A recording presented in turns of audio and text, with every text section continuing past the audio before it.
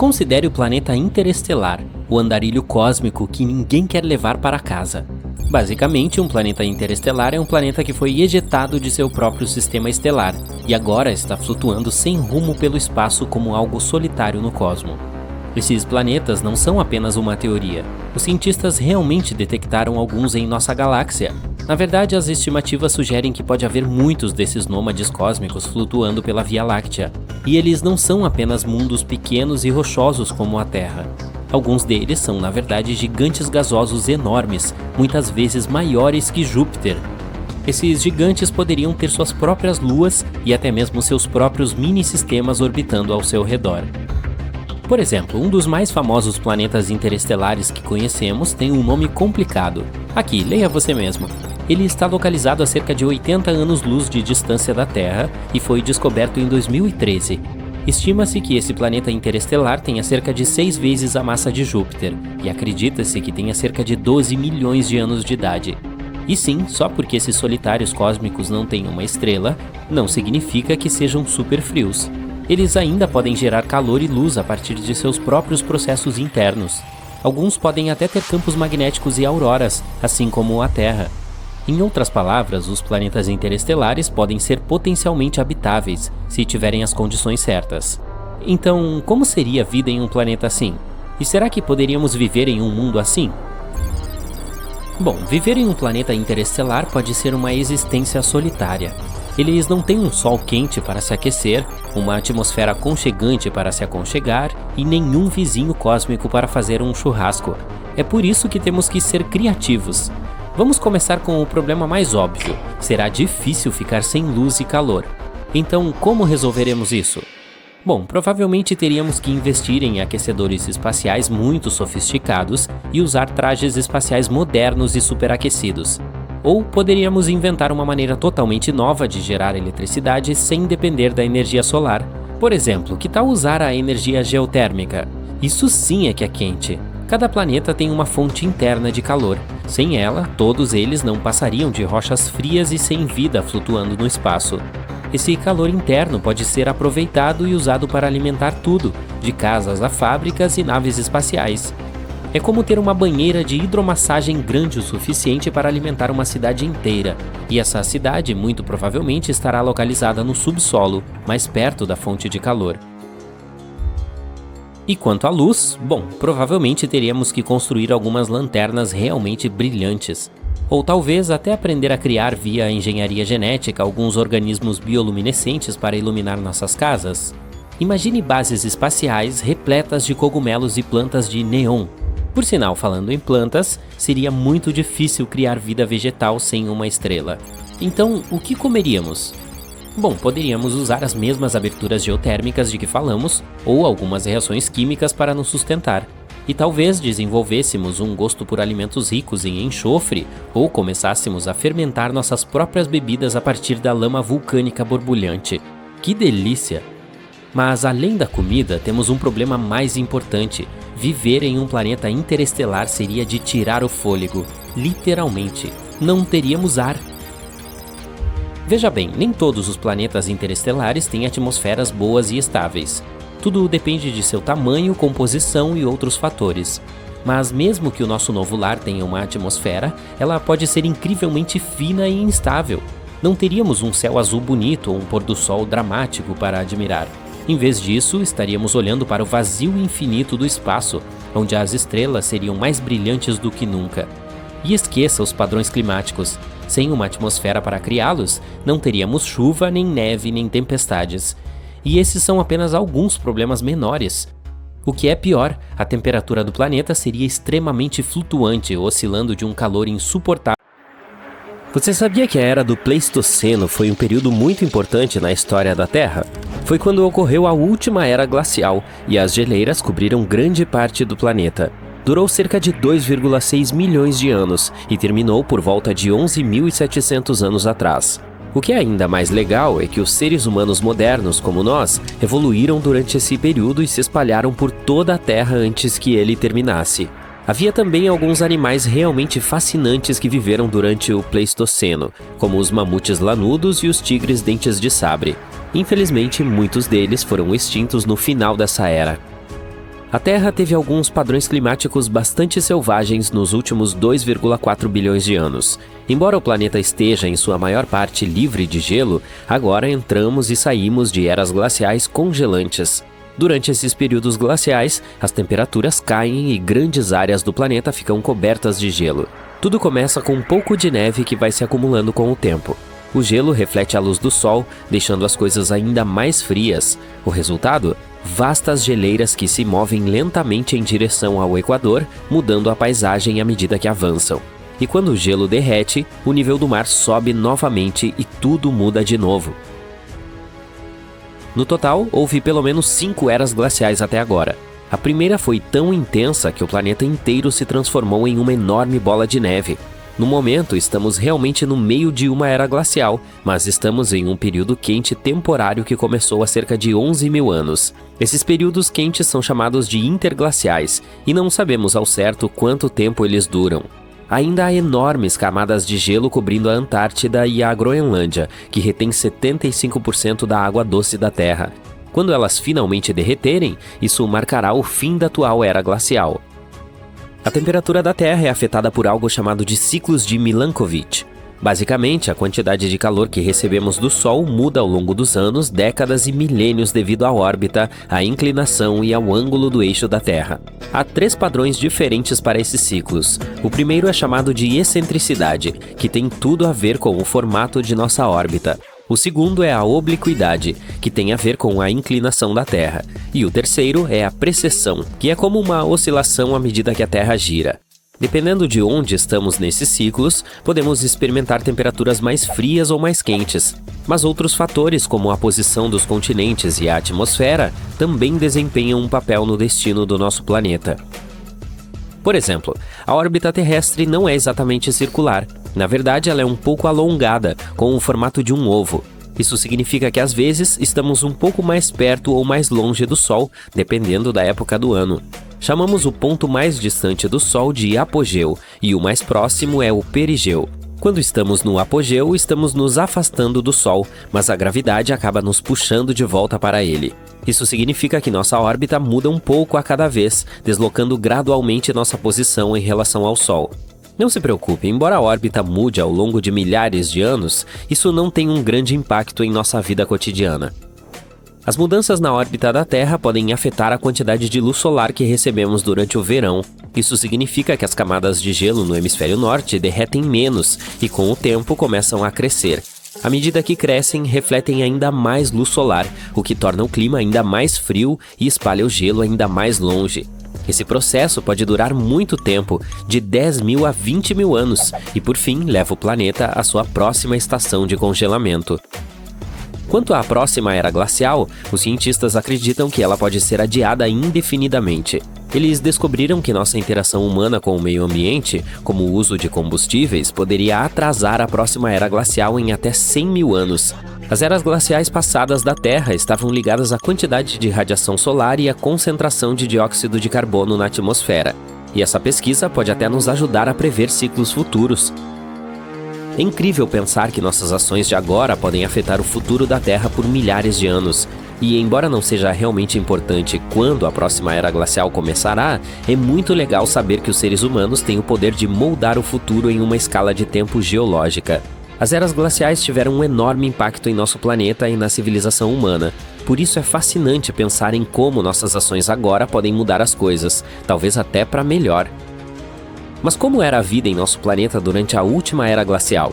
Bem, a América do Norte, por exemplo, era o lar de algumas criaturas enormes. Mamutes, tigres dentes de sabre, preguiças terrestres gigantes e mastodontes eram apenas algumas dessas criaturas. E veja só, até a Europa tinha um pássaro que não voava, com 3 metros de altura, que pesava quase tanto quanto um urso polar. Enquanto isso, na Austrália, havia um lagarto gigante chamado Megalania prisca, que vivia em todos os tipos de habitats durante o mesmo período. Embora alguns animais da era do Pleistoceno não existam mais, você pode reconhecer muitos dos que ainda existem hoje. No Alasca, por exemplo, ainda é possível encontrar ursos pardos, caribus e lobos.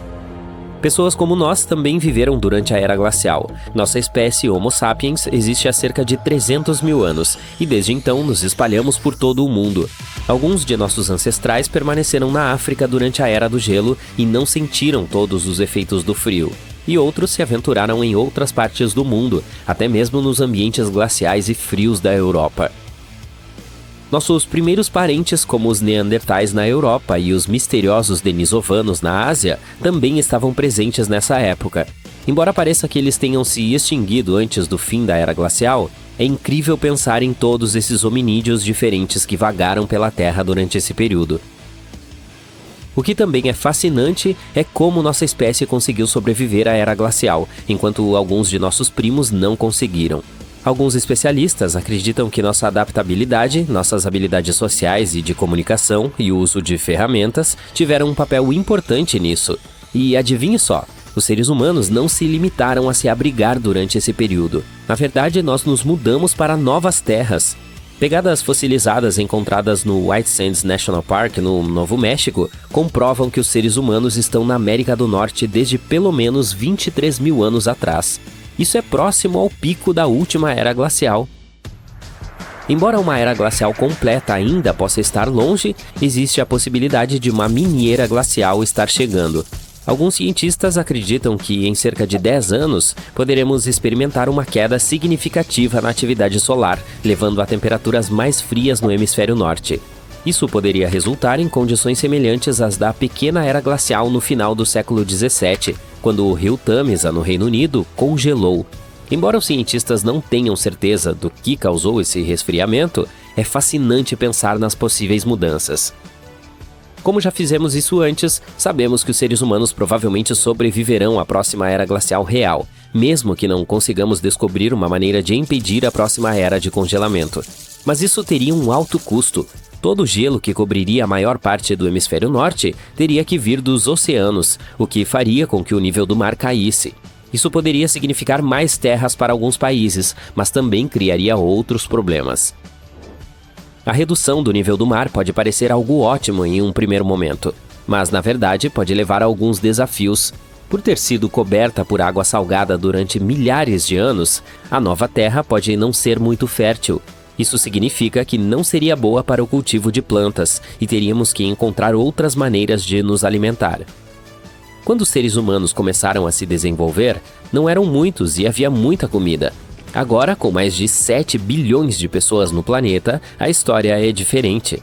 Precisaremos ser engenhosos para garantir que todos tenham comida suficiente para comer. Sim, tem gelo. Por tudo ao redor. Até onde os olhos podem ver. Um deserto branco cobre a entrada da sua caverna, onde você e vários outros moradores vivem. Todos estão reunidos em torno de uma fogueira tentando se manter aquecidos, contando uns aos outros histórias sobre o tanto de neve que viram no outro dia. Alguns estão correndo, brincando de pega-pega, jogando varetas. O que quer que as pessoas fizessem para se divertir há 300 mil anos. Você é um dos primeiros Homo sapiens a andar pela Terra. Alguns outros estão dormindo ou apenas descansando os olhos. Ao redor da caverna, tudo que se consegue ouvir são estômagos roncando e sons como de um animal selvagem à espreita. Você olha pela entrada da caverna e vê que a tempestade passou. É hora de pegar algumas ferramentas e partir em grupo. Pela natureza, você encontra algumas frutas cobertas de neve e plantas que podem ser comestíveis, mas não é o suficiente para alimentar toda a tribo. É a Era do Gelo e não há muita vegetação crescendo em lugar nenhum. Um dos seus amigos avista algumas pegadas grandes na neve. A perseguição começou. Você não sabe dizer do que são, mas devem ser de algo suficiente para alimentar a todos por alguns dias. Conforme você vai mais adentro na floresta coberta de neve, ouve um rosnado vindo de trás.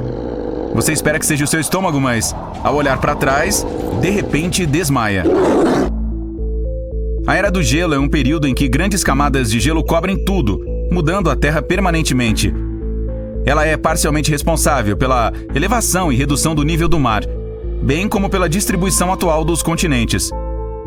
Camadas de gelo espessas e enormes se espalharam pelo que hoje é o Canadá, Escandinávia, Rússia e até a América do Sul. Tudo isso fez com que o nível do mar mudasse drasticamente e as temperaturas ao redor do mundo caíssem dramaticamente.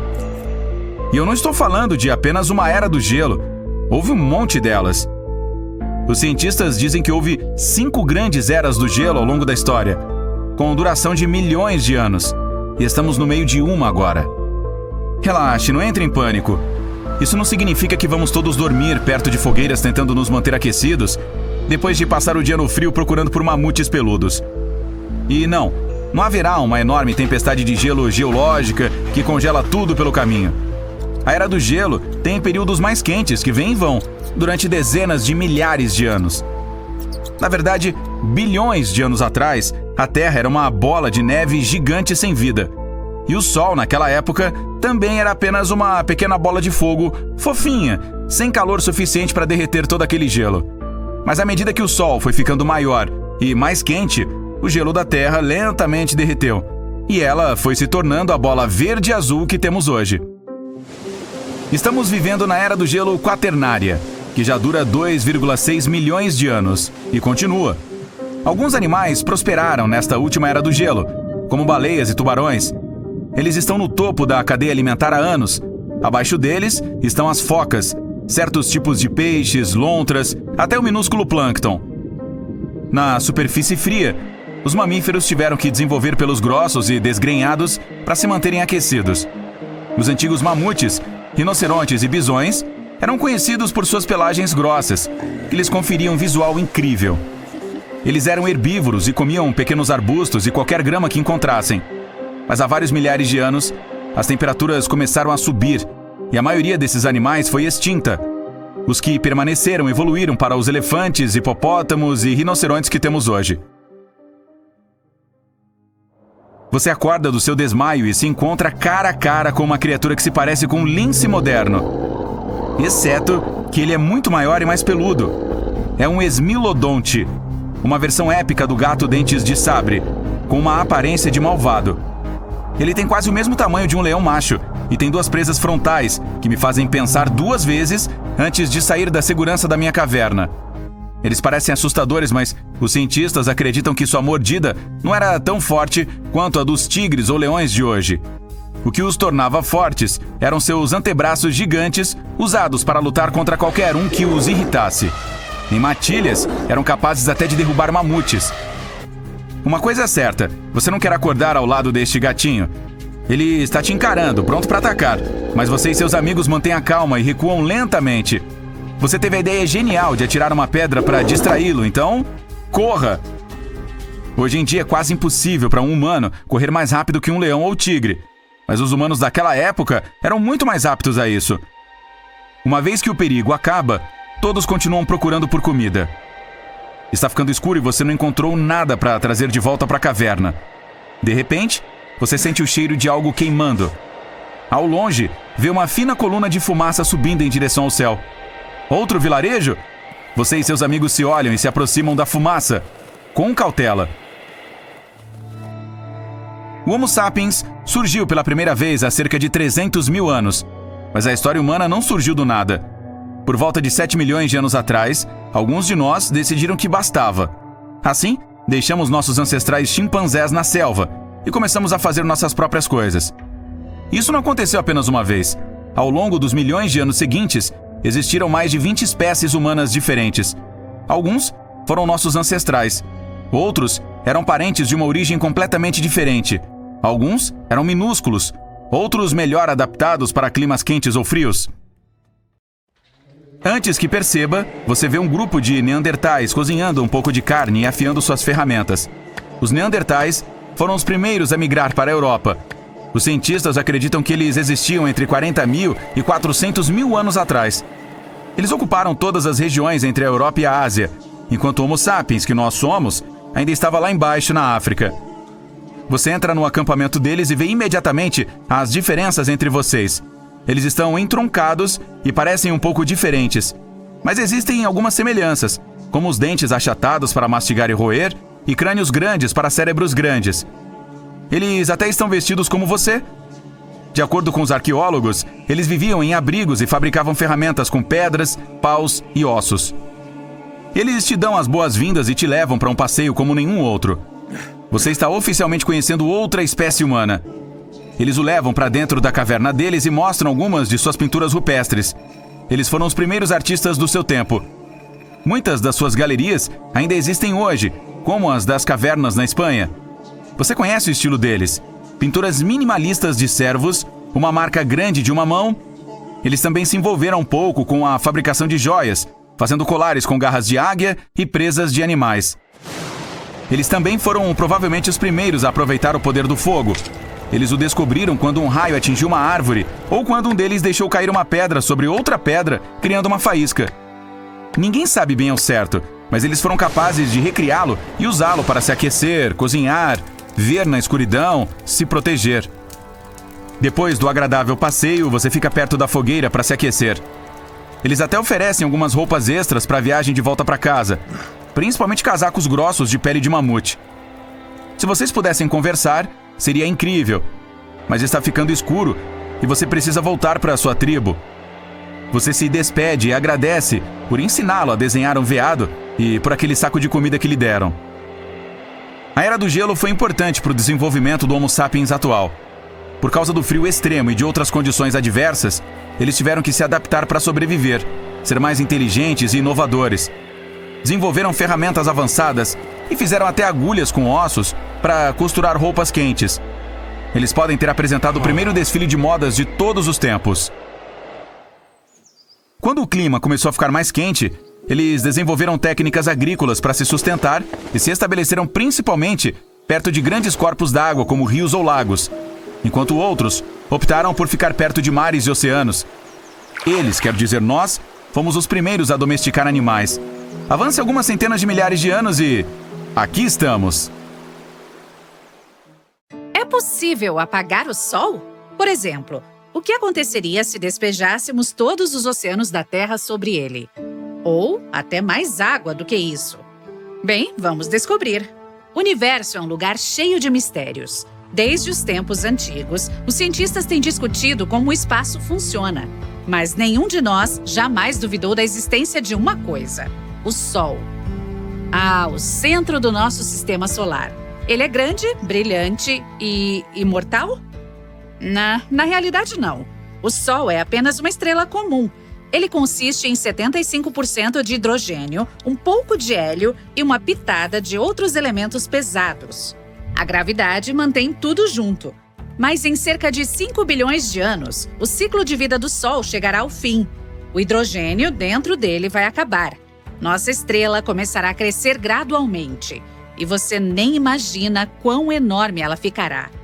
Então, ela começará a engolir todos os planetas próximos. É quando nos arrependeremos de estar tão perto dela.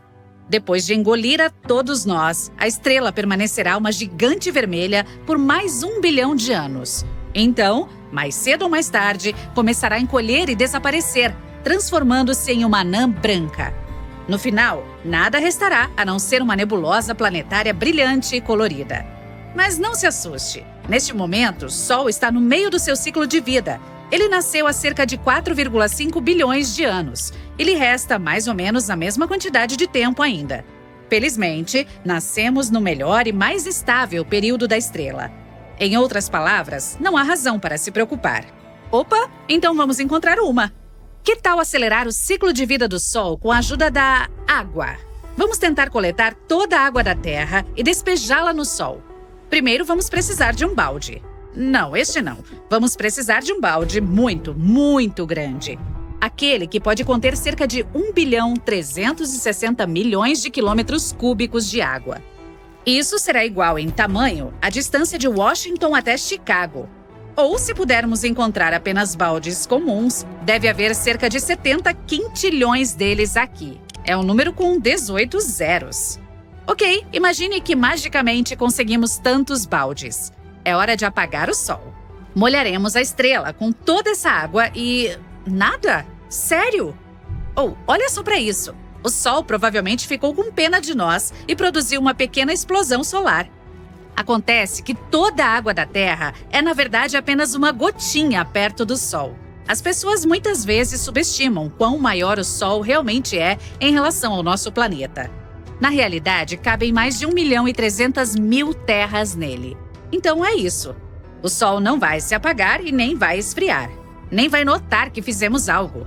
Mas não vamos desistir. A gente quer mesmo que o Sol apague por algum motivo. O que acontece se derramarmos apenas o suficiente de água sobre ele? E quanto é esse suficiente? Lembra dos nossos quintilhões de baldes? Bem, na verdade, precisamos de cerca de 370 octilhões deles. Esse é um número com 27 zeros. É difícil até de imaginar. Então, digamos que é muita água. Agora vamos derramar tudo no Sol de novo. Uau, olha só esse vapor! Mas o Sol não se apagou novamente. Pelo contrário, ele disse obrigado e de repente ficou muito maior e mais brilhante. O que está acontecendo? Acho que já deu para perceber que o Sol não é uma fogueira. Dentro das fogueiras e das chamas de velas, há combustão química. Quando despejamos água no fogo, a água absorve o calor da chama e o resfria a tal ponto que ele não consegue mais manter a reação de queima. A água também bloqueia o acesso do fogo ao oxigênio. Ela basicamente interrompe o processo químico. Mas a queima do Sol não consiste na mesma reação. Mesmo que digamos que ele queima, isso não é totalmente verdade. O que acontece lá é algo chamado fusão nuclear, uma das reações mais violentas e malucas do universo. Existem muitas camadas de hidrogênio entrando profundamente no Sol. Se você pegar 4 átomos de hidrogênio e juntá-los, ficará com um átomo de hélio. Quando falamos do Sol, o processo é um pouco mais complicado. Quando a nossa estrela tenta realizar essa fusão, os prótons positivos se repelem. É preciso muita força e energia para espremê-los de alguma forma. Felizmente, existe uma força mágica no espaço. Ei, quer fazer uma viagem maluca de volta no tempo para a era Jurássica ou Cambriana? Confia em mim, vai ser alucinante. Mas sobreviver nesses ambientes antigos exigiria sérias habilidades.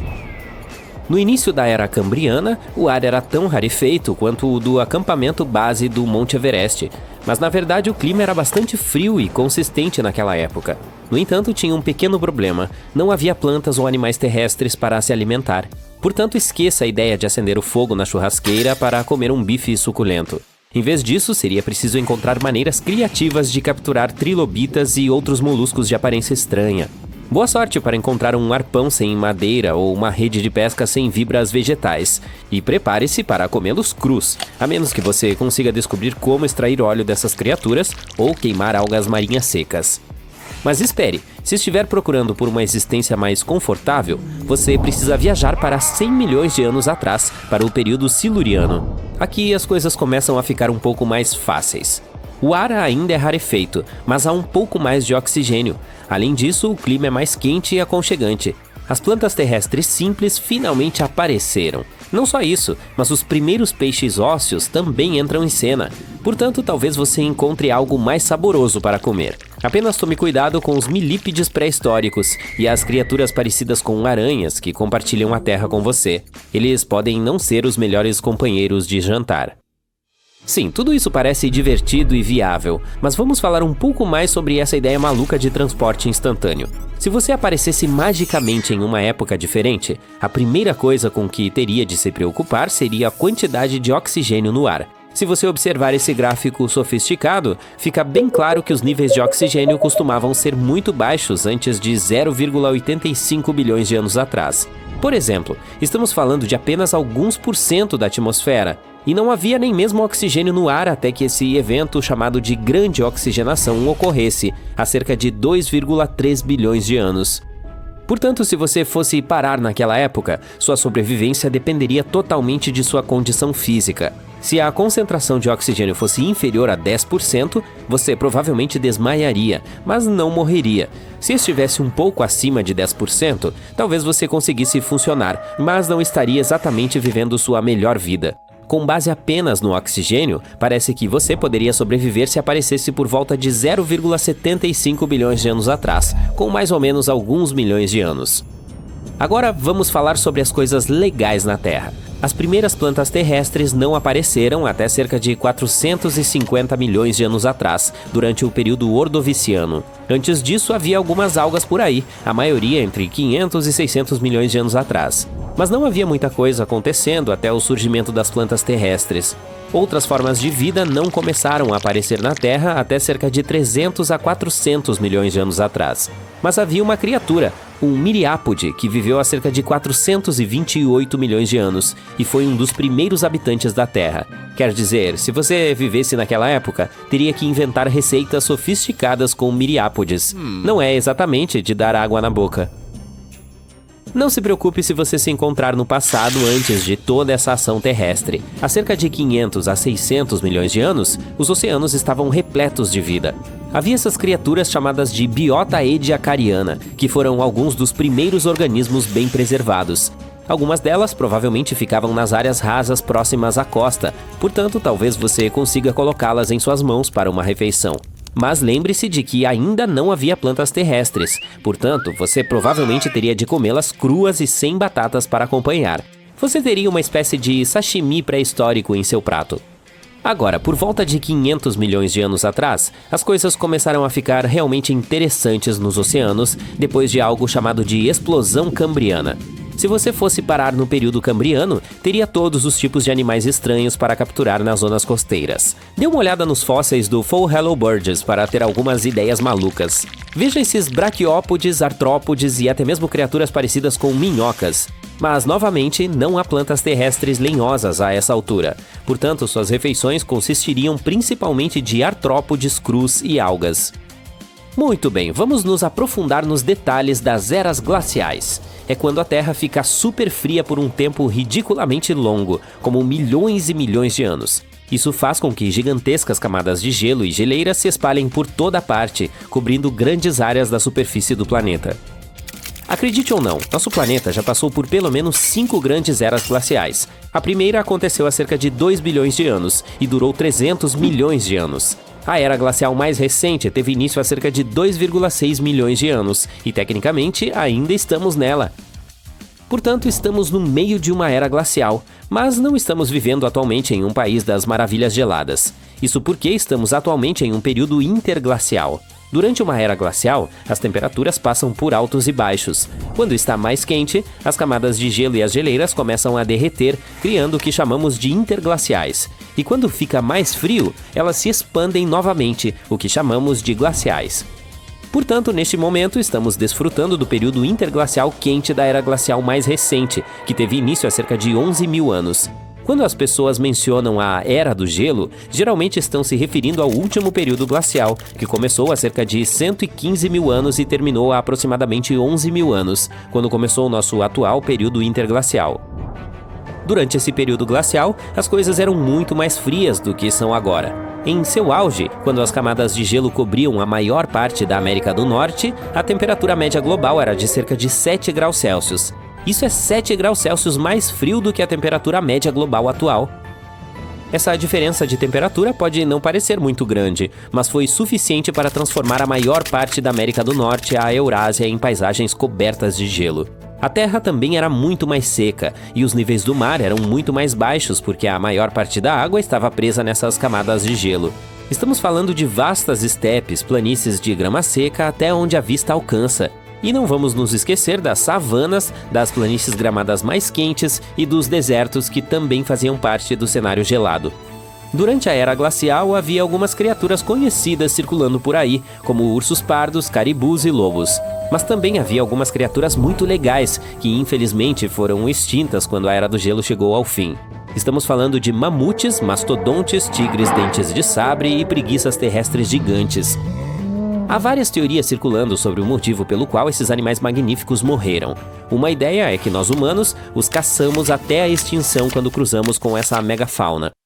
Nossa espécie, o Homo sapiens, de fato sobreviveu à Era do Gelo. Estamos em atividade neste planeta há cerca de 300 mil anos, começando na África e depois espalhando nossa grandiosidade por todo o globo.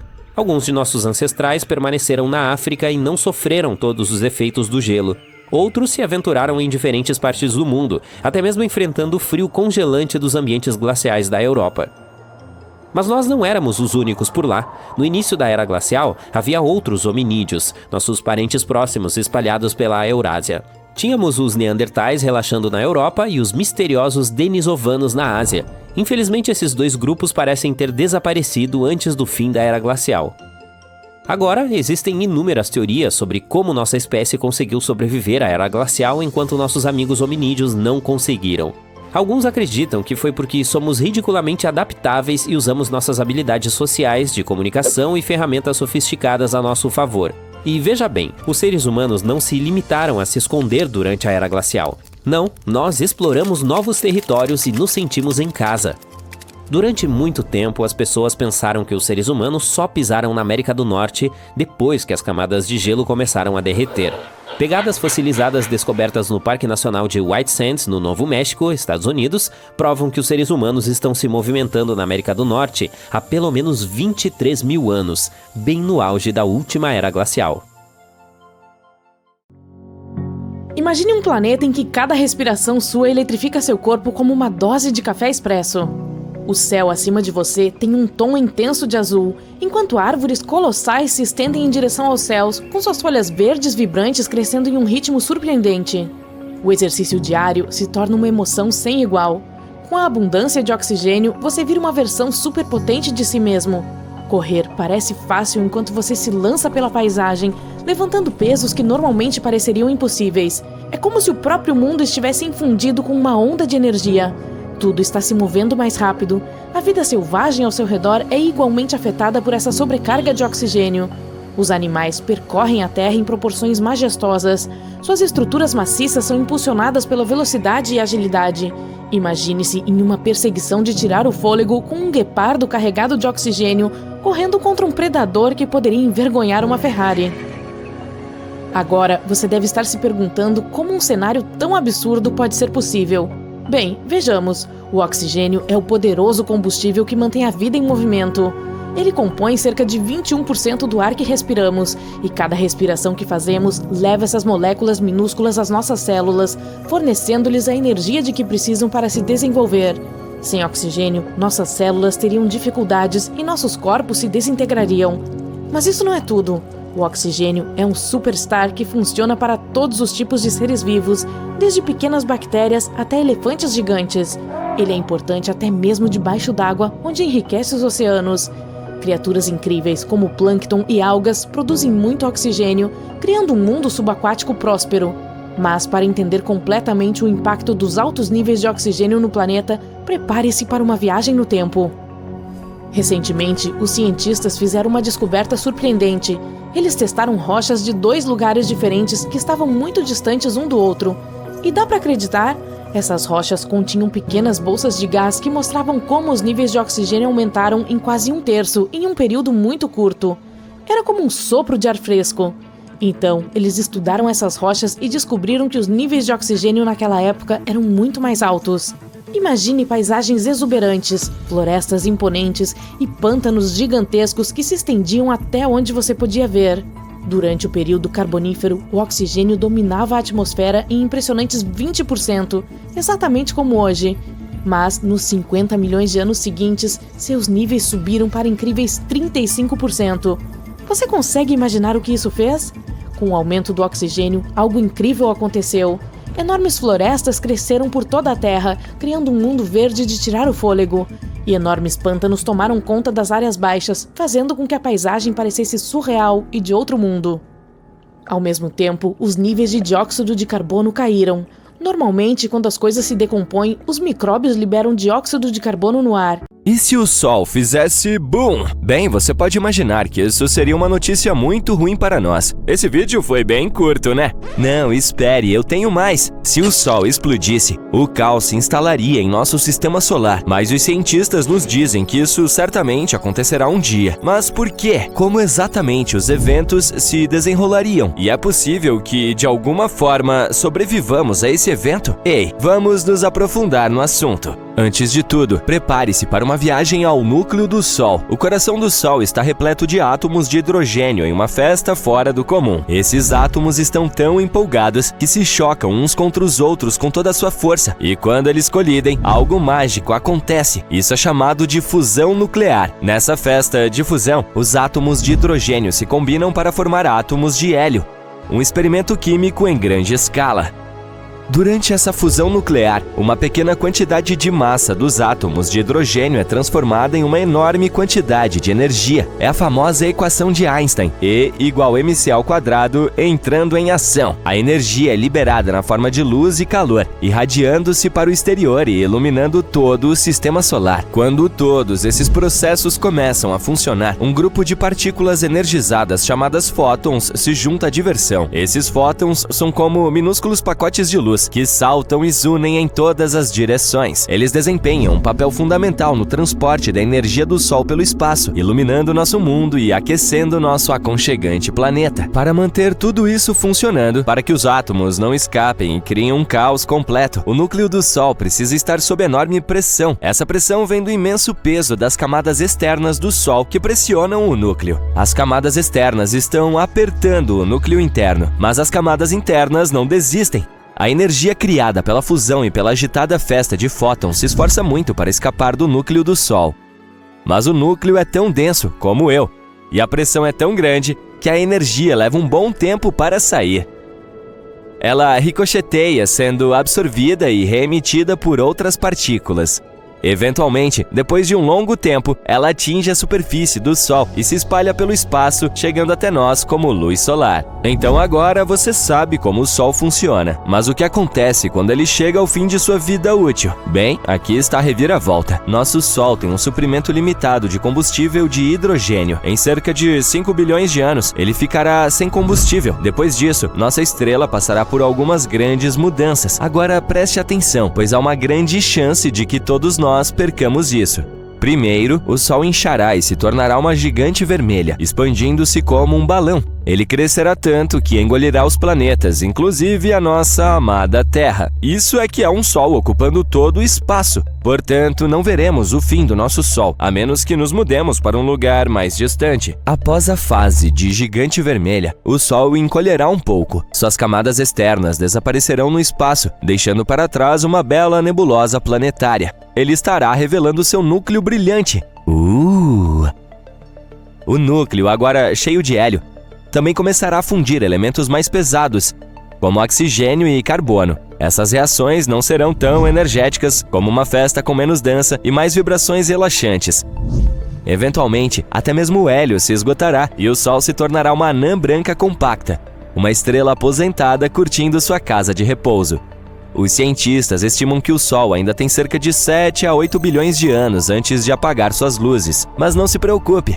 Até lá, a humanidade poderá ter viajado para galáxias distantes ou talvez até evoluído para seres espaciais incríveis. Portanto, nosso Sol não se extinguirá com um estrondo como os fogos de artifício. Ele não é grande o suficiente para se tornar uma supernova ou um buraco negro. Essas superestrelas estelares precisam de muito mais massa do que o nosso Sol para realizar esses truques cósmicos. Mas e se ele explodisse muito repentinamente, como num evento abrupto e sem motivo? Bem, vejamos. Imagine o seguinte, o Sol faz boom e a Terra entra em um momento de loucura. O evento libera uma quantidade insana de energia, enviando uma onda de choque que corre pelo espaço na velocidade da luz. Demora cerca de 8 minutos para que essa onda de choque chegue à Terra. Por quê? Bem, o Sol está a incríveis 150 milhões de quilômetros de distância de nós, em média. Portanto, leva um pouco mais de 8 minutos e 20 segundos para que a luz do Sol percorra toda essa distância e chegue até nós. Mas vamos falar sobre o evento em si. Seria uma ótima visão para testemunhar, mas infelizmente também seria o fim. Créditos rolando na tela, hein? As quantidades loucas de energia liberada fariam com que o Sol se expandisse rapidamente, novamente engolindo os planetas, inclusive a Terra. E isso não é tudo. Prepare-se para uma enorme explosão de radiação. O Sol liberaria uma torrente de partículas supercarregadas. Estamos falando de raios X e raios gama, do tipo que pode bagunçar seriamente as coisas. Quando essas partículas de alta energia atingem a atmosfera, elas ficam loucas, causando todo tipo de caos. Elas ionizam a atmosfera, criando um enorme pulso eletromagnético. Esse pulso é como uma onda de choque para os dispositivos eletrônicos. Ele os frita e os deixa inúteis. Portanto, se seus aparelhos não estiverem protegidos, eles passarão por maus bocados. Falando em tempos difíceis, depois disso, é a vaporização instantânea do nosso planeta. Mas o grande finale do Sol não mexe apenas com a Terra, ele causa estragos em todo o sistema solar. Essa explosão maciça de energia estaria se chocando contra tudo em seu caminho. Os planetas e outros objetos são arrancados de suas órbitas aconchegantes, causando caos e imprevisibilidade. O cinturão de asteroides entre Marte e Júpiter, capu! Ele se foi, obliterado ou espalhado pelos ventos cósmicos. E mesmo os planetas que sobreviverão a esse evento provavelmente sairão de suas órbitas para vagar por algum lugar. E não vamos nos esquecer dos planetas externos, como Júpiter e Saturno. Esses gigantes geram seu próprio calor interno, o que os mantém aconchegantes e atrai muitas luas. Mas o boom do Sol roubaria seu calor, transformando-os em lugares incrivelmente frios. E agora que já discutimos como tudo isso seria catastrófico para tudo em nosso sistema solar, vamos fazer a pergunta lógica. A humanidade conseguirá? A resposta curta é não, não conseguiríamos. Tudo seria exterminado, exceto talvez algumas bactérias sorrateiras que se escondem nas sombras. Mas em um cenário maluco em que o Sol nos avisasse sobre seus planos, poderíamos ter uma chance de lutar. Se soubéssemos de antemão e tivéssemos tempo para nos preparar, poderíamos colocar nossas engrenagens de sobrevivência em funcionamento. Então, o que poderíamos fazer? Como a própria Terra não sobreviverá à birra do Sol, teríamos de nos mudar para outro lugar. Lembra que mencionamos que nem todos os planetas seriam completamente destruídos? Bem, infelizmente, os mais próximos do Sol, Mercúrio, Vênus e Terra, desapareceriam. Portanto, a opção mais fácil seria mudar para algum outro sistema solar com seu próprio planeta semelhante à Terra. Mas e se a Terra, de alguma forma, conseguisse sobreviver a essa catástrofe? Não vamos pensar em como isso aconteceu e vamos apenas discutir as consequências. Bem, nosso clima ficaria louco. Durante os primeiros momentos do cabum do Sol, a radiação e as partículas aumentariam muito a temperatura, como uma onda de calor interminável. Estamos falando de um grande efeito estufa. Os oceanos evaporariam, criando nuvens espessas e fofas que retêm o calor e se recusam a deixá-lo escapar para o espaço. E depois disso, sem o abraço quente do Sol, a Terra se tornaria rapidamente um freezer gelado. Portanto, teríamos que pensar fora da caixa. Uma ideia seria nos abrigarmos nas profundezas do subsolo, onde não seríamos tão afetados pela radiação e pelas mudanças bruscas de temperatura. À medida que você cava mais fundo, a temperatura aumenta. Assim, com as ferramentas e os recursos certos, a humanidade poderia se abrigar em bunkers fortificados, sobrevivendo por alguns anos sem os raios solares. Por que apenas alguns anos? Bem, lembra-se de como dissemos que o Sol é o centro de gravidade de nosso sistema solar? Sem ele, a Terra estaria à deriva em busca de um novo centro de gravidade. Imagine nosso planeta, nosso fiel satélite, a Lua e todos os outros planetas flutuando lentamente no espaço. Felizmente, o nosso fiel Sol está se segurando, mantendo-nos aquecidos e brilhando para muitas outras aventuras cósmicas que estão por vir. Portanto, estamos seguros por alguns bilhões de anos, mas é sempre divertido imaginar cenários impossíveis. Portanto, fique ligado para mais e se... Ah, que lindo! Você está caminhando com alguém e olha para o céu. O Sol está um pouco diferente hoje, como se houvesse algum tipo de anel ao redor. Algo tipo um arco-íris. Hã? Olha aquilo! A pessoa desgruda do celular e diz: você não deve olhar diretamente para tudo. É uma auréola solar. Precisamos encontrar abrigo agora, a não ser que você tenha o maior guarda-chuva do mundo aí. A auréola solar é um sinal da natureza de que há uma tempestade de neve ou de chuva a caminho. Ela é causada por nuvens formadas por zilhões de pequenos cristais de gelo, voando a cerca de 6 km de altura. A luz solar atravessa esses cristais, o que faz com que ela se divida e refrata, assim como quando tem arco-íris. Porém, não olhe diretamente para a auréola do Sol. Vai ser tentador, pois não é algo que se vê todos os dias, além de ser muito bonito. Mas a luz ultravioleta pode queimar o tecido exposto da sua retina e causar sérios danos, então não vale a pena. Pegue um óculos de sol e pronto. Esse fenômeno dura cerca de 40 minutos. Essas nuvens são as mesmas que às vezes podem formar um anel assustador ao redor da Lua. A natureza envia os primeiros sinais de desastres de muitas maneiras diferentes. Árvores em forma de J podem significar que um deslizamento de terra está se aproximando. Como o solo está se movendo lentamente, elas ficam dessa forma por conta própria. Tente encontrar uma área plana e evite chegar perto de qualquer árvore, a menos que tenha força sobrenatural.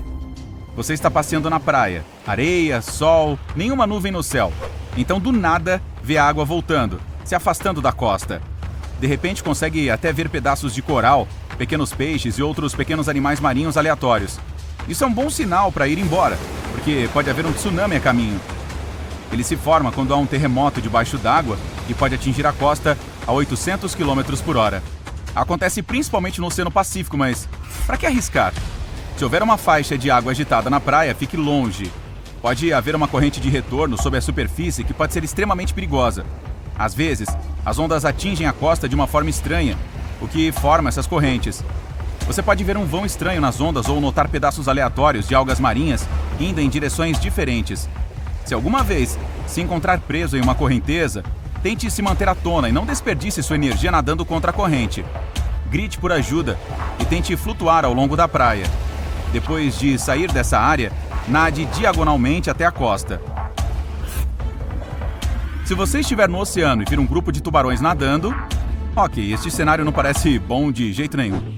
Bem, a boa notícia é que eles não estão necessariamente vindo atrás de você. A má notícia? Podem estar tentando escapar de uma grande tempestade tropical ou mesmo de um furacão. Os tubarões conseguem sentir essas coisas, então, quando a natureza fica enfurecida, eles se agrupam e nadam nas profundezas da superfície até que fiquem em segurança. Talvez você não devesse segui-los. Boa sorte. A regra de ouro desde os tempos antigos é: siga os animais. Insetos, ratos e cobras deixam suas casas alguns dias antes de grandes terremotos. Os cientistas não conseguem identificar ou realmente explicar como eles sabem o que está por vir. Parece que os animais realmente conseguem sentir terremotos. Talvez porque sejam capazes de sentir aquelas pequenas ondas de choque iniciais que não percebemos. E se você vir animais correndo na sua direção, isso pode significar que você está prestes a ser o café da manhã de algum deles. Ou significa que há um incêndio florestal de onde eles vêm. Anfíbios como sapos, rãs e salamandras tentam se proteger, enterrando-se no solo. Outros simplesmente correm. Antes de começar a disparar com eles, verifique se consegue ver a fumaça, para não sair correndo à toa. Bem, não são apenas animais. Nós também conseguimos detectar sinais de alerta.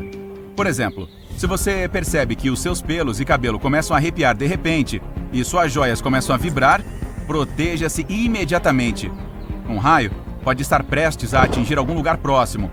Se estiver ao ar livre e não puder entrar em uma casa, certifique-se de: não ficar perto de qualquer estrutura alta, não deitar no chão, não ficar perto da água, não procurar abrigo sob uma árvore isolada, não ficar parado em uma área aberta, e não ficar no topo do Empire State Building, pois ele é atingido centenas de vezes por ano. Você gosta de esquiar? Tudo é diversão e brincadeira até que fique tudo branco. Avalanches podem se mover a até 130 km por hora, então tome cuidado com alguns sinais de alerta. Parece que está oco quando você anda na neve? Há rachaduras em torno dos seus pés? Dá pra ver uma grande avalanche chegando? Hora de se mandar! Às vezes, uma tempestade mistura sua luz azul com a vermelha do sol, e você obtém um verde bem impressionante. Aprecie de uma distância segura, de preferência dentro de casa. Essa nuvem super alta de tempestade geralmente significa que haverá granizo, ou pior, um tornado. Encontre abrigo em algum lugar, como em um estacionamento subterrâneo ou um porão. Pode ser que seja um pouco constrangedor se você estiver errado. Ok, sabemos que vulcões podem ser perigosos, mas e os lagos perto deles? Tem alguma coisa que não seja sinal de perigo? Esses corpos de água que estão perto de algo fervente que nunca esfria. Então, vulcões são como latas de refrigerante agitadas com força, apenas esperando para explodir. O magma que está no subsolo, na verdade, empurra o dióxido de carbono para o fundo do lago, e esse gás fica lá, esperando. Então, mesmo algo chato como a chuva pode perturbar demais o lago e... BAM! Ou BUM! Você entendeu? Mergulhar, nadar, submergir com um snorkel. O mar pode ser incrível, mas é bastante imprevisível. Quando duas correntes marítimas se chocam, elas podem criar um mar cruzado. Parece muito legal de longe, mas pode ser muito perigoso para nadadores, surfistas ou até mesmo navios. Há uma forte corrente circulando sob a superfície. Você está caminhando na praia, aparentemente toda a boa história começa assim. E de repente, uma caverna. Isso é muito legal. Você provavelmente deveria ir lá, explorar um pouco e... Não, se houver lua cheia, pode não conseguir sair dessa caverna. A lua cheia afeta a maré e a deixa mais baixa do que o normal. Essa caverna pode ficar mais acessível, mas em vez de uma aventura emocionante, você pode acabar preso lá até a próxima lua cheia. É bom levar um lanche bem generoso. Uma nuvem de parede é uma daquelas coisas que o deixam animado e ao mesmo tempo com medo de ver. Assustado porque não dá pra saber o que é, e animado porque, bem, com que frequência se observa algo assim? O que quer que você sinta, diga às suas pernas para começarem a correr. Durante uma tempestade, essas nuvens ficam mais baixas do que qualquer outra coisa e podem ter até 8 quilômetros de comprimento. E se elas começarem a girar, bem, a Dorothy foi parar em Oz. Vai saber o seu destino. Em 2009, na Itália, um homem estava na cozinha e então viu algumas luzes piscando. Ele sabia exatamente o que fazer. Levou a família para um lugar seguro e, alguns segundos depois, um grande terremoto atingiu toda a região. A família sobreviveu graças à reação rápida dele. O cara sabia que aquelas luzes trêmulas eram, na verdade, um sinal de um terremoto próximo. As pessoas têm visto essas luzes misteriosas há muito tempo. Algumas pensavam que era até algum tipo de sinal vindo do espaço. Os cientistas nunca costumavam levá-las a sério, mas depois da invenção da fotografia, mais e mais evidências dessas luzes estranhas apareceram. Logo, percebeu-se essa conexão. As luzes aparecem e logo o terremoto começa. Depois de cavar um pouco, os pesquisadores encontraram alguns registros dessas luzes de terremotos de centenas de anos atrás. Chamas azuladas saindo do solo logo antes de um terremoto. Oh, assustador! Ah, oceano! Fala sério, você de novo? Ok, só mais uma. Se você vir que o mar ficou todo marrom avermelhado, não entre na água ou em qualquer lugar perto dele. Essa maré vermelha é causada por algas tóxicas e isso é algo possível de se encontrar no mundo todo. Elas podem estar lá mesmo, se o oceano for de uma cor normal. Se pegarem em você, podem causar alguns problemas de saúde. Enxague-se com água doce o mais rápido que puder. Este é Netuno. A próxima parada é em Plutão. Mantenha a distância das portas, por favor. Um dia, com as tecnologias de ponta do futuro, uma viagem de Netuno a Plutão não irá durar muito mais do que um passeio da Times Square até o Parque Bryant hoje. Há montanhas gigantes de gelo em Plutão, vales que se estendem para além do alcance dos nossos olhos, crateras de mais de 250 quilômetros que são quase do tamanho da maior cratera da Terra, mas nenhuma vida. Os motivos são óbvios. A enorme distância entre Plutão e o Sol garante temperaturas congelantes nesse planeta anão. Isso também gera uma viagem de alguns bilhões de quilômetros. Além disso, ele é menor do que a Lua, então ficaria cheio rapidinho se as pessoas se mudassem para lá. Mesmo assim, existe uma coisa que torna a vida ali não tão absurda. O Sol tem uma vida útil e esta tem ciclos. Nosso sistema solar não era nada além de uma nuvem de gás e poeira. Como resultado de um colapso gravitacional no centro dessa nuvem, o gás e a poeira começaram a se acumular em locais específicos e mais densos. Eles puxaram cada vez mais matéria com o passar do tempo, e uma coisa chamada de conservação de momento angular fez a massa começar a girar e se aquecer por causa da imensa pressão. Mais tarde, surgiu um disco parecido com os anéis de Saturno, mas feito de substâncias totalmente diferentes. E bem no centro apareceu uma bola, que pouco depois se tornou o Sol. Uma protoestrela é uma estrela jovem que ainda está juntando sua massa, e é exatamente isso que o Sol era antes das temperaturas e pressão dentro dele acenderem seu núcleo. Milhões de anos depois, ele se tornou o Sol que conhecemos hoje, mas não ficará assim por muito tempo. Ele se aquecerá ainda mais e em algum momento do futuro se tornará maior e mais denso, se transformando em uma gigante vermelha. Um dia, o Sol pode se tornar grande o suficiente para engolir Vênus e Mercúrio, e é bem provável que faça o mesmo com o nosso planeta. Mesmo que não devore a Terra, ele pode chegar perto o suficiente para encostar em nós. Se isso acontecesse, a vida por aqui seria extinta de vez. Mas aí, em poucos minutos, o Sol perderia cerca de 40% de sua massa e encolheria cerca de 10 vezes. Então, ele já não seria tão brilhante e nem tão quente quanto antes. A essa altura, a Terra já estaria deserta. As pessoas poderiam querer viajar pelo espaço ou se instalar em outro planeta onde a vida seja possível, como o exoplaneta Kepler-62f, que é ainda maior do que aqui. Enquanto tudo isso acontecesse, Plutão estaria mudando. Antes, todos os recursos estavam congelados dentro dele. Água, gases como metano, monóxido de carbono e muitos outros. Mas enquanto o Sol estivesse alcançando o pico de sua luminosidade, Plutão estaria se aquecendo aos poucos e perdendo muito do que tem para a vastidão do espaço. Ao mesmo tempo, uma atmosfera se formaria. Se ela ficasse espessa o suficiente, criaria condições favoráveis à vida. Aí, em vez de espaçonaves, uma minúscula porcentagem de nós conseguiria criar colônias no planeta anão. A temperatura seria confortável lá, com um clima onde daria para usar apenas uma camiseta. O local até se pareceria um pouco com a Terra. Cânions cheios de água, campos intermináveis com árvores, muito espaço para correr e fontes de água potável no chão, boas o suficiente para beber. As rotações de Plutão são diferentes das da Terra. Um dia terrestre dura 24 horas e às vezes ainda parece que não vai terminar nunca. Mas em Plutão, esse período é de 153 horas, pois ele está bem distante do Sol. Após muitas horas sem dormir, ficamos cansados e nossos olhos ficam vermelhos. Isso significa que teríamos que tirar vários cochilos durante o dia em Plutão. Um ano em Plutão equivale a 248 na Terra. A menos que possamos inventar algum tipo de tecnologia para viver tanto, nossa vida duraria menos de 6 meses no planeta anão. Então, as casas por lá precisariam ser equipadas com câmaras de criogenia. Sempre que você sentisse vontade de dormir por um bom tempo, bastaria pular para dentro dela e só acordaria 50 dias plutônicos depois. No planeta anão, haveria também mares e praias, como uma mini-terra, só que bem distante dela. A comida poderia ser mais gostosa. Provavelmente encontraríamos uma forma de tornar os ingredientes mais saborosos e até tentaríamos cultivá-los mais rápido durante a viagem. Você plantaria uma cenoura e dias depois ela estaria pronta para ir para o seu prato. Poderia haver também novos ingredientes para nossas saladas em Plutão. Talvez cogumelos de 2 metros de altura que nunca vimos antes. Os animais que levaríamos conosco na viagem seriam soltos em seu novo lar para sempre. E com o tempo, eles evoluiriam e se adaptariam ao novo ambiente. A lei da selva mudaria um pouco também. Os leões certamente não seriam mais reis, e sim os servos. As galhadas deles teriam o dobro do tamanho atual, o que não é de se estranhar.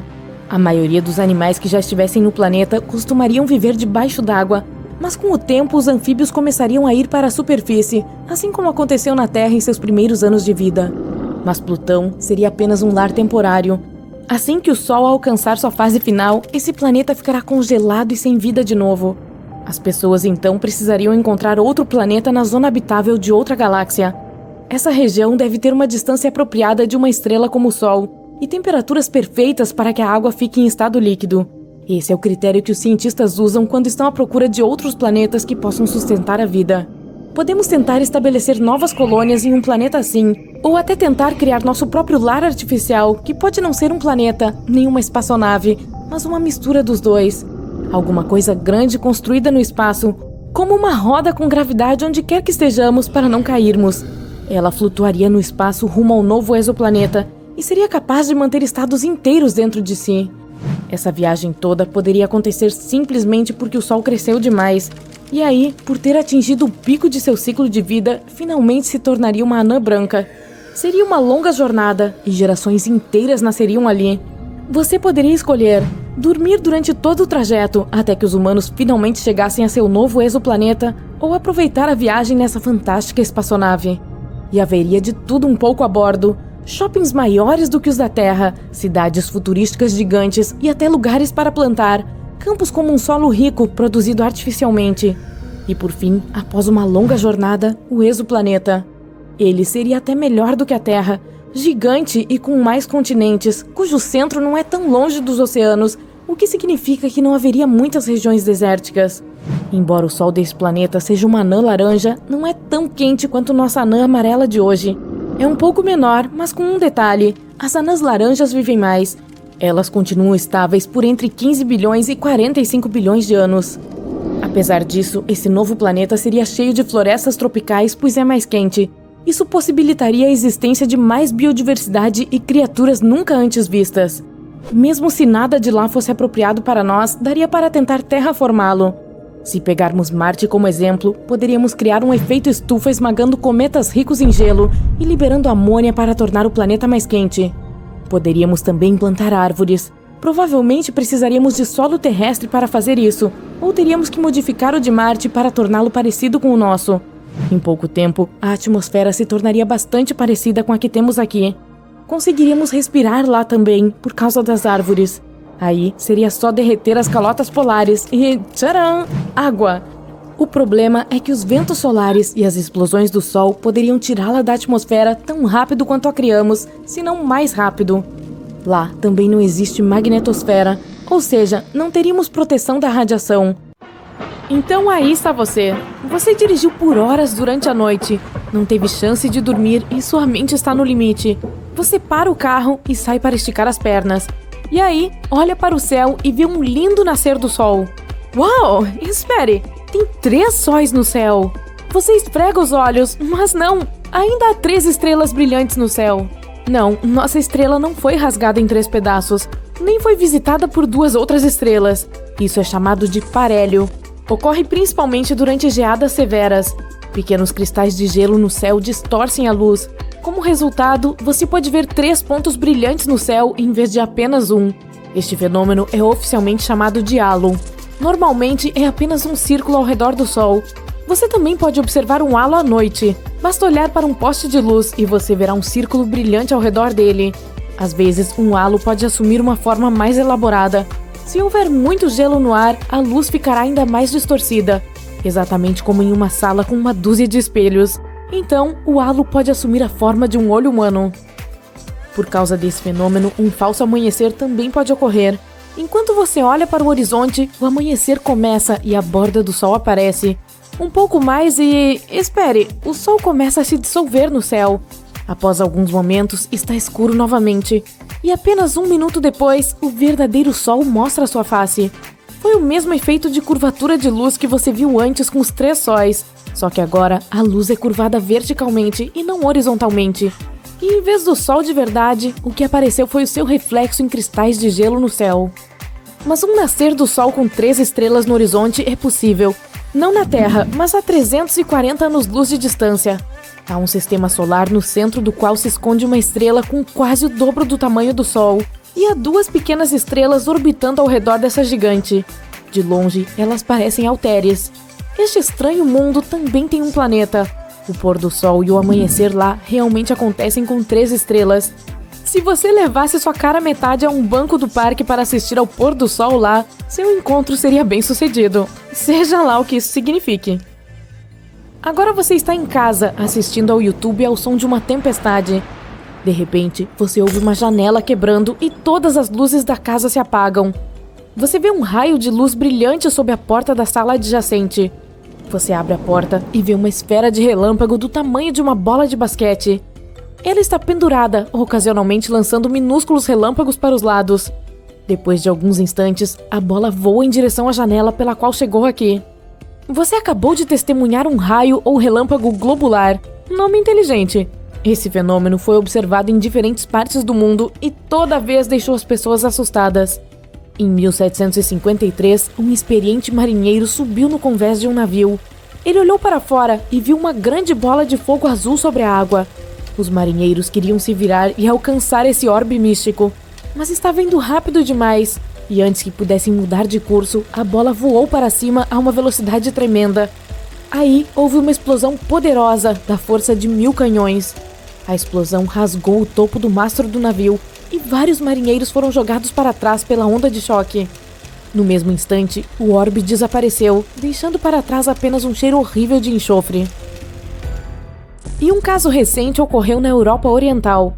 Durante uma tempestade, um raio globular atingiu a casa de uma mulher. A mulher permaneceu imóvel e a bola azul voou direto sobre sua cabeça.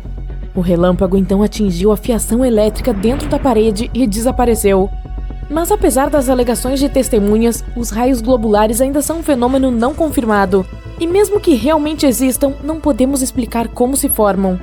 Alguns cientistas até conseguiram criar raios globulares em laboratório, mas essas esferas não eram estáveis e não eram nada parecidas com o que as testemunhas descreveram. Seguindo em frente, essa nuvem parece um dinossauro. E essa parece um gato. E isso... Uau, parece que essas nuvens estão caindo. Ufa, é apenas uma nuvem Mamatus. Sua forma realmente a faz parecer pedaços de nuvens prestes a cair no chão.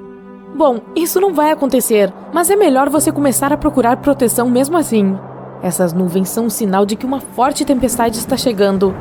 É necessário muito ar úmido com cristais de gelo na parte superior e ar seco na parte inferior para criar essas nuvens. Então, correntes verticais de ar aparecem entre essas camadas. E essas correntes fazem as nuvens tomarem a forma de um cérebro humano. E essa nuvem gigante parece uma cúpula que vai cobrir uma cidade inteira. Na verdade, é exatamente isso que acontece. Uma enorme nuvem cobre uma grande área e, em seguida, chove fortemente sobre ela. Às vezes, a frente dessa nuvem assume uma forma bizarra, como nessas fotos. Parece mais com várias nuvens espaguetes gigantes, ou até mesmo minhocas gigantes. Esse fenômeno pode ser visto com frequência na Austrália e é chamado de Morning Glory. Acontece porque um vento forte torce partes da nuvem em ambos os lados, e então a enorme folha de massa de ar se divide em grossos tubos. E às vezes você pode ver nuvens no céu feitas de pássaros.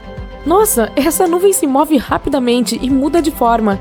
Torna-se mais transparente, mas depois mais densa e escura novamente. Os pássaros parecem estar envolvidos em algum tipo de dança ou performance, mas eles não estão fazendo isso pela beleza ou pela multidão de espectadores reunidos abaixo. Eles estão fazendo isso para proteção. Quando os pássaros se agrupam em tal nuvem, intimidam as aves de rapina.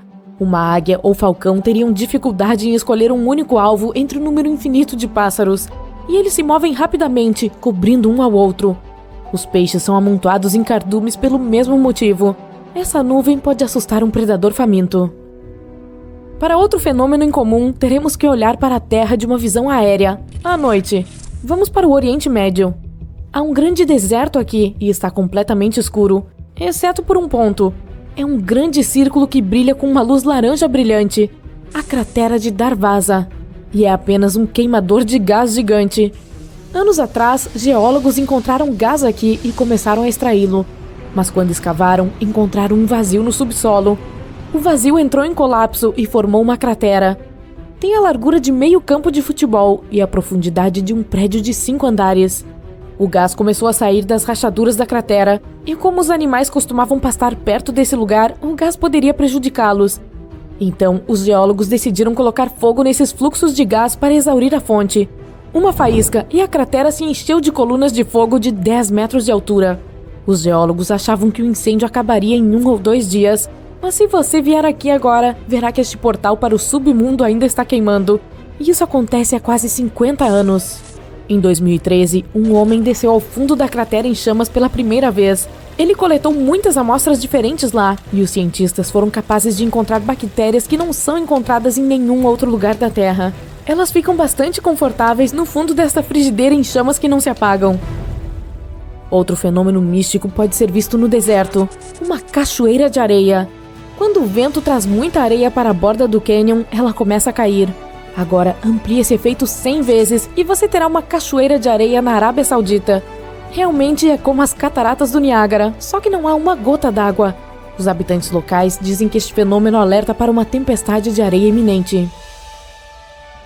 E o último fenômeno só pode ser visto no inverno. Você vê um rio congelado e há algumas pedras estranhas saindo do gelo. Mas quando se aproxima, você fica com medo, porque não é uma pedra, mas sim o focinho de um crocodilo. Não se preocupe, ele não pode pular de debaixo do gelo e dar uma mordida em você. E o animal não está passando dificuldades, como você pode pensar. Os crocodilos não conseguem respirar debaixo d'água e precisam subir constantemente à superfície para respirar. Mas quando a água congela, isso se torna impossível. Assim, os crocodilos colocam o nariz para fora antes de fortes geadas e deixam metade do corpo na superfície. Dessa forma, eles podem respirar com segurança. Além disso, o gelo e o ar frio resfriam os crocodilos e desaceleram seu metabolismo. É assim que os crocodilos podem sobreviver aos tempos de frio e fome.